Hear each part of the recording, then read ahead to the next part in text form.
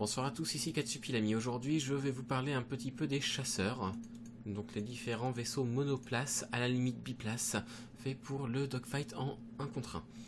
Donc ces vaisseaux ne sont pas forcément les vaisseaux les plus puissants.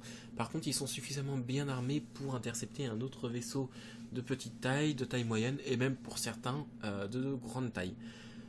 Je vais finir par mes deux préférés. Je vous présenterai les autres plus ou moins par ordre de préférence. J'insiste sur le plus ou moins.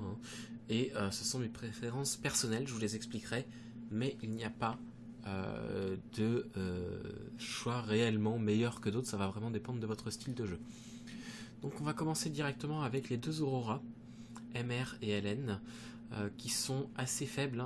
Ce sont des petits chasseurs, enfin des petits vaisseaux de combat. Vous voyez, ils ne sont pas appelés chasseurs, mais bon.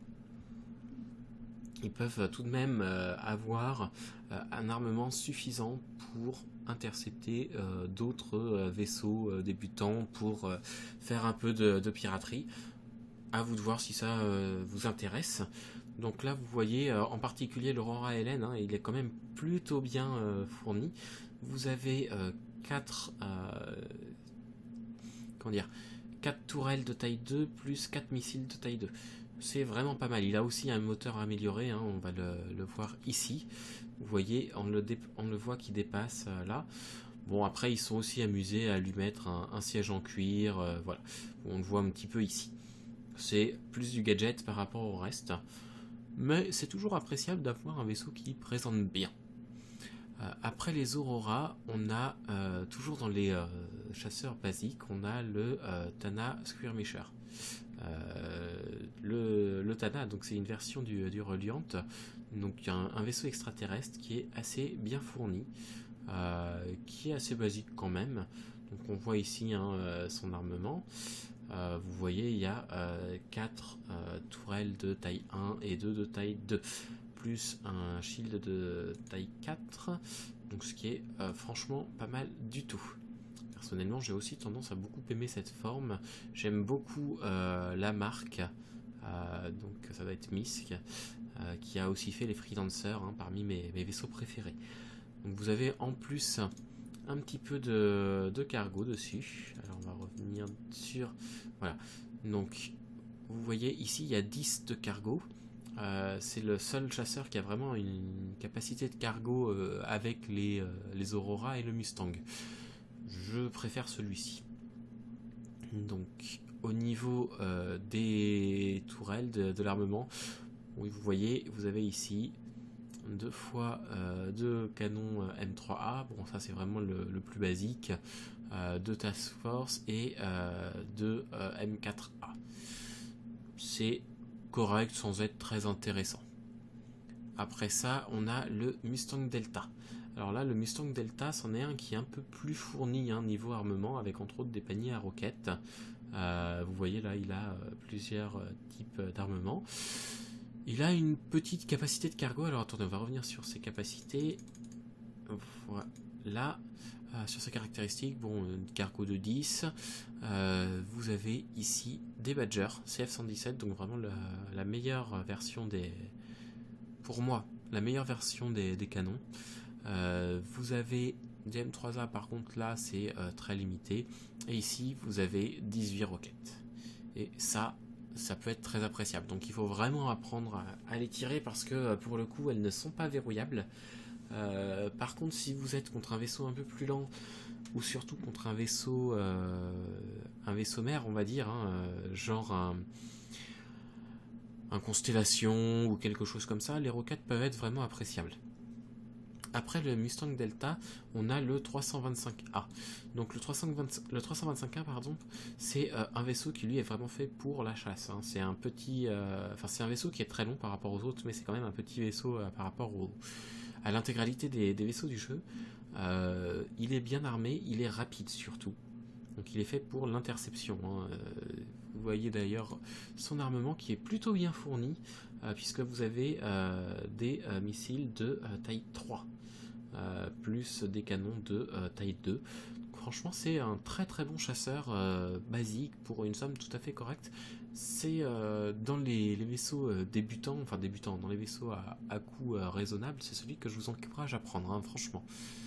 Après ça, on a le Gladius, qui est un autre vaisseau de chasse, qui est tout aussi bon que le 325A, peut-être même un petit peu meilleur et un petit peu plus rapide, avec des Gatling, des missiles. Vraiment, c'est aussi un autre très bon vaisseau, mais qui est peut-être un peu plus cher que le 325A. Donc on va regarder. Là, il est à 108 $, TVA incluse, hein, je comprends la TVA, moi. Alors que l'autre, il est à 84. Vous voyez, il y a quand même une différence. Le 325A est très sympa. Le Gladius l'est peut-être un peu plus, mais c'est un chasseur qui est en train de perdre en intérêt puisqu'il est remplacé par les F7. Donc c'est vraiment l'ancien chasseur de l'UE. Il est mis de côté maintenant. Donc justement, on va passer maintenant au F7. Donc je vous en ai présenté 3 versions tout à l'heure très rapidement. Donc il y a le F7C, le F7CM et le F7A. Donc le F7C, c'est le chasseur de base, hein, c'est de base pour ce qu'il représente. Il n'en est pas moins un très très bon chasseur que je n'aime pas du tout du fait de sa tête. Donc il est quand même à 132 $, donc ça fait une bonne indication de son intérêt. Je pense qu'il est très bien armé, hein. Regardez rapidement ce qu'il a. Vous voyez, il a des CF-117 de taille 2, mais avec la possibilité de monter des taille 4 hein, sur ces tourelles. Donc ça peut être très intéressant. Pareil là, bon c'est du taille 1, mais c'est toujours intéressant d'en avoir un petit peu plus. Là vous avez du taille 1 et du taille 2. Donc vous voyez déjà là, il a 6 systèmes d'armement, dont 2 qui peuvent aller jusqu'à la taille 4. Franchement, c'est énorme. Mais c'est encore en dessous du F7CM Super Hornet, qui lui vient directement avec le tout de montée et un siège d'artilleur, on va dire, pour la tourelle de taille 4 que vous voyez ici. C'est à vous de voir hein, ce que vous préférez, mais il est intéressant à deux, très intéressant seul aussi, même si on aura plus de mal peut-être à manier cette tourelle-ci, je ne sais pas si ça sera faisable. Pour finir, vous avez la version militaire, hein, le F7A Hornet. Alors lui c'est le must, hein, niveau puissance. Vous regardez un peu ce qu'il a. Déjà il a 8 systèmes d'armement au lieu de 6. Il a pas mal d'améliorations par rapport aux autres. Il a une meilleure armure. Il sera un peu plus lent. Par contre, le problème, c'est que il est impossible à avoir.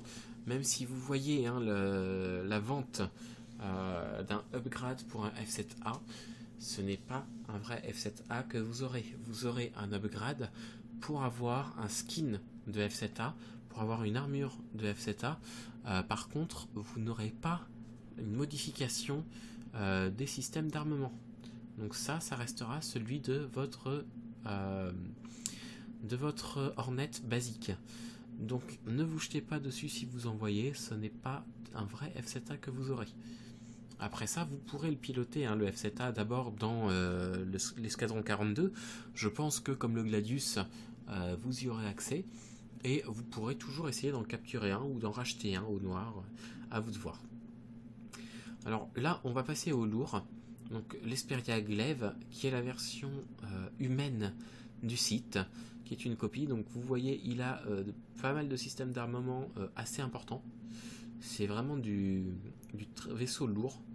Et vous avez sa version site, donc la version basique, qui est la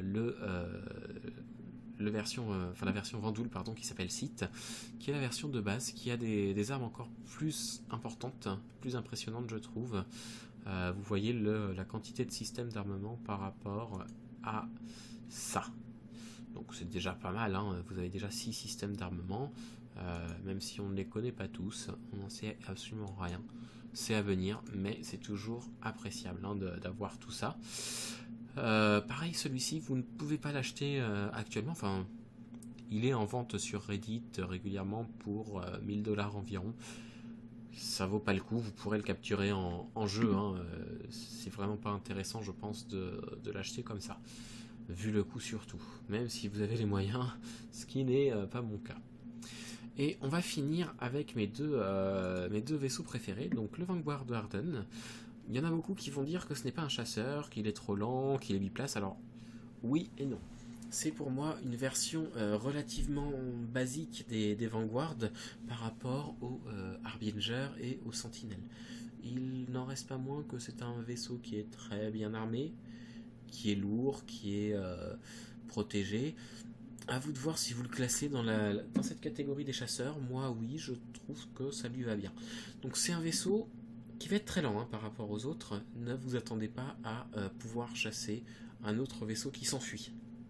Par contre, à l'inverse, si vous êtes attaqué, là, il n'y aura aucun souci. Entre sa résistance et sa puissance de feu, il n'y a vraiment aucun problème. Vous pouvez vous en sortir, même dans l'absolu à 1 contre 2, vu ce qu'il possède. Ça peut valoir le coup de l'acheter. C'est vraiment mon deuxième vaisseau, un choix que j'aime énormément. Et en premier choix, le sabre. Donc un vaisseau qui est très racé. Vous voyez, il fait limite... je vais pas dire vaisseau de course parce qu'on voit vraiment qu'il y a du blindage, mais il y a un choix esthétique, aérodynamique. Il y a un choix au niveau de l'armement qui est assez lourd. Donc vous voyez 4 taille 3 et 2 taille 2. Vous avez aussi un vaisseau qui est assez résistant. Donc pour moi, c'est le vaisseau, le chasseur par excellence actuellement. Alors certains vont dire que le F7A sera meilleur. C'est pas forcément faux. Je ne les ai pas comparés, je n'ai pas pu tester le F7A, je vous l'ai dit, actuellement il n'est pas disponible. Vous allez voir aussi certaines personnes qui vont vous dire non, pour commencer, le 325A est largement suffisant. Le 325A est plus rapide, il est moins bien armé, un peu moins résistant, mais sa vitesse peut compenser et le coût ne sera pas le même par rapport au sabre qui n'est pas...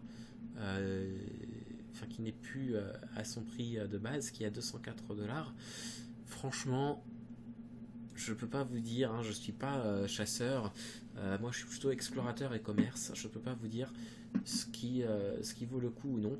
J'essaierai de faire des vidéos en dogfight, alors en drone sim, je suis pas un très grand pilote, moi je suis plutôt là pour explorer, à la limite pour servir un système d'armement, voire pour faire les mini-jeux à côté.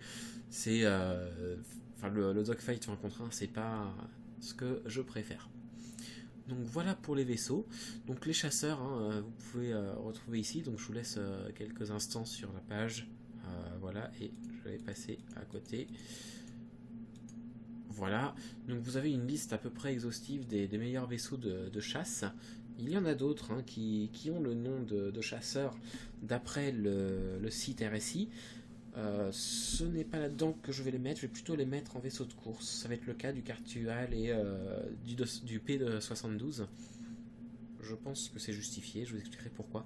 Mais si vous voulez un petit vaisseau maniable et qui vous permette de faire quelque chose en 1 contre 1 de vraiment bien, qui vous permette de faire de la chasse aux criminels, à ce que vous voulez, franchement c'est un très bon choix aussi, même si ce n'est pas le mien. Donc je vous souhaite une bonne soirée, vu l'heure qu'il est pour moi, ou une bonne journée en fonction de l'heure à laquelle vous regarderez la vidéo. Et puis amusez-vous bien, faites les bons choix, n'hésitez pas à me poser des questions en commentaire ou à mettre des pouces verts, pouces rouges, comme vous souhaitez. Allez, à très bientôt.